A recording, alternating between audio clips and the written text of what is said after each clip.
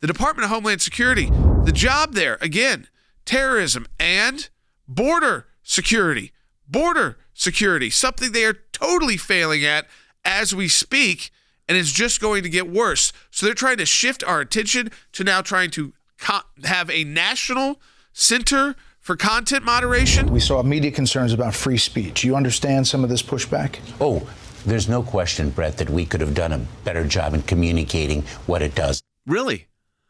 I don't even know if they know what it does. That's the scary part of all this. I think they know exactly what it does. It's going to put a ton of pressure on social media companies to clamp down even harder. They don't like that Truth Social launched. They don't like that Twitter's been bought by Elon Musk. Was the Steele dossier disinformation?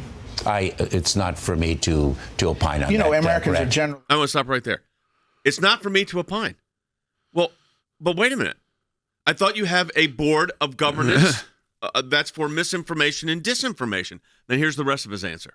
Just censorship. And that's exactly why we set up this working group, to make sure that our work to address a real threat to the homeland, the threat posed by Russian disinformation, the threat posed by Chinese disinformation, by Iranian disinformation, the work that we do does not infringe on people's right of free speech. But you appointed a person to head up the organization that has said the misinformation isn't she wasn't talking about Russia and Iran. She was talking about right-wing outlets. She was doing an online forum on civic duty.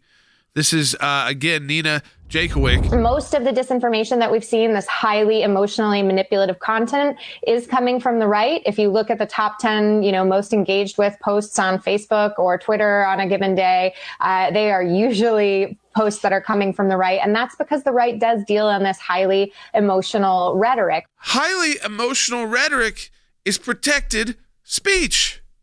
I can be highly emotional about what I believe in. That does not need, I don't need a government censor to ever step in there. There is no question about that. Hyper emotional rhetoric is protected speech, folks. Fascism is about shutting down dissent.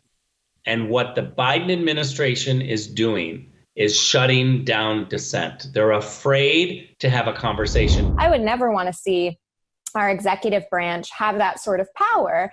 And that's why, the legislative process with our duly elected officials is really important, that sort of consultative rulemaking process.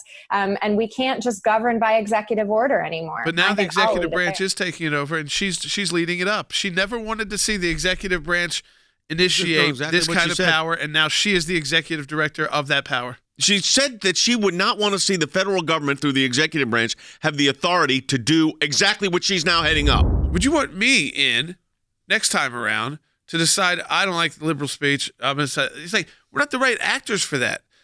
There is no right actor for this job, though, because this job shouldn't exist. This board in the United States of America. This position, this board, there's no one qualified to do this, because in our Constitution, we have the freedom of speech and no one should be moderating it. Could you imagine if when we were all working in our different roles in the last administration, if they were a proposal that the president was going to announce, or the DHS director was going to announce, or you were going to announce as director of national intelligence, hey, we're going to put this committee together, this governance board. And look, don't worry about it. We're just going to engage in reviewing misinformation and disinformation. There would be a total meltdown. Yes. These people, their heads would explode. And I've learned, Jay, every single time the left accuses me or others on the right of something, they're doing it themselves.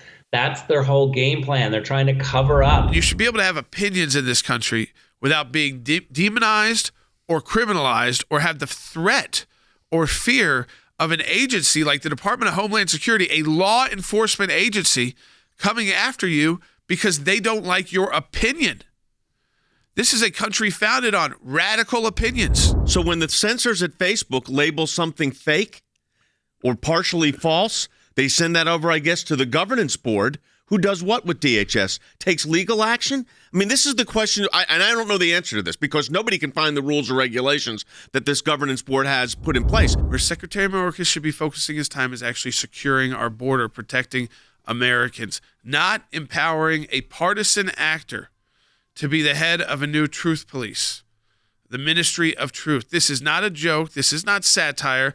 This is moving forward right now in your taxpayer-funded federal government. Now, the ACLJ is taking action on it. We've already filed a FOIA. We got way ahead on Friday. That's been filed with DHS. We have to take them to court. We will. But we're also, after this broadcast, we're going to be talking about what else we can do to protect your rights on this.